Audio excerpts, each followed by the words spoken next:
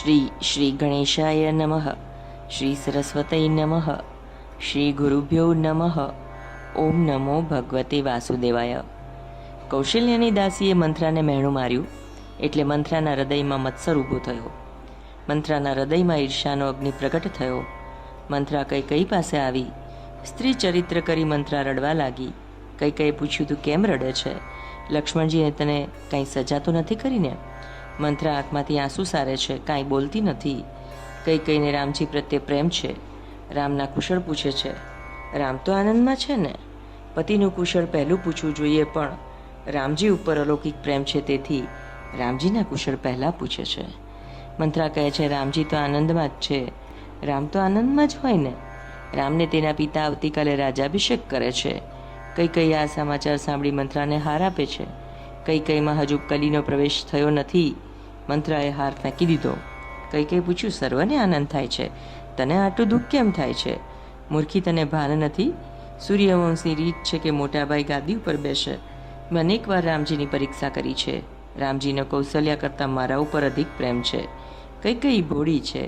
કઈના મનમાં કપટ ત્યારે આવશે જ્યારે તેને મંથરાનો સ્પર્શ થશે. મંથરાએ ધરતી ઉપર પડતું મૂક્યું. સ્ત્રી ચરિત્રનો આરંભ કર્યો. મંથરા કહે, રામ રાજા થાય કે ભરત રાજા થાય, મને શું મળવાનું છે? હું તો દાસી જ રહેવાની છું. પણ હું જેનું ભલું કરવા જાઉં છું તે મારી વિરુદ્ધ જાય છે. મને તેનું દુઃખ છે. મારો સ્વાર્થ નથી, તારું બગડે છે તે સુધારવા આવી છું. મારો સ્વભાવ જ ખરાબ છે. તે જ સમયે કઈને દયા આવી. મારા પ્રત્યે પ્રેમ છે તેથી કહેવા આવી છે. મંથરાની પીઠ ઉપર હાથ ફેરવ્યો. તે જ સમયે મંથરામાંના કલીએ કઈના શરીરમાં પ્રવેશ કર્યો. પાપીને સ્પર્શ પણ કરવો નહીં. શાસ્ત્રમાં દોષનું બહુ વર્ણન કર્યું છે. કોઈને સ્પર્શ કરશો નહીં. કઈ કહે, મંથરા, તને આટલું દુઃખ સાથી થાય છે? મંથરા જવાબ આપે છે, મારું કાંઈ જતું નથી, પણ તારું બગડે છે તે મારાથી જોવાતું નથી. હું તારું સુધારવા આવી છું. કઈ કહે, તું કહે તે કરવા તૈયાર છું. મંથરા કહે, કઈ તું બહુ ભોળી છે. તને લાગે છે રાજા તારા હાથમાં છે, પણ પુરુષો મનના મેલા અને વાણીના જુઠ્ઠા હોય છે. રાજા તારું કહ્યું કરતા નથી, કૌશલ્યાનું કહ્યું કરે છે. તારો કાંટો દૂર કરવા કૌશલ્યાએ આ ષડયંત્ર રચ્યું છે.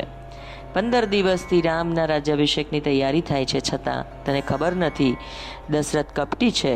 કૌશલ્યાનું કહેલું કરે છે અને તારા ઉપર ખોટો પ્રેમ કરે છે. રાજ્યાભિષેકની આટલી ઉતાવળ શી છે? કૌશલ્યાના કહેવાથી ભરત શત્રુઘ્નને મોસાળ મોકલ્યા છે. બધા રાજાઓને આમંત્રણ આપ્યું છે, પણ ભરત શત્રુઘ્નને કોઈ યાદ કરતું નથી. તને કાંઈ ખબર પડતી નથી. તું તો ગાદી તકિયા ઉપર સૂઈ રહે છે. કઈ કહે, તું કહે તે કરવા તૈયાર છું. તું કહે તે સાચું છે, મારું કોઈ નથી. મંથરા સમજાવે છે, રામનો રાજ્યાભિષેક થયા પછી રામજી તારી સેવા કરશે નહીં. લક્ષ્મણ રામના ખાસ મંત્રી થવાના છે અને ભરતને કેદખાનામાં રાખશે. પછી તું કૌશલ્યાની દાસી તરીકે અહીં રહી શકીશ, રાણી તરીકે નહીં. મને તેથી દુઃખ થાય છે.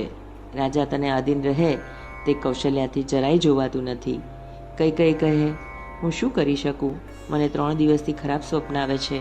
આ સ્વપ્ન વિધવા થવાના ચિહ્નરૂપ હતા તે કઈને સમજાતું નથી. કઈ વિચારે છે, મારા ભરતને આટલું દુઃખ પડશે? મંથરા કહે, હજુ બાજી તમારા હાથમાં છે.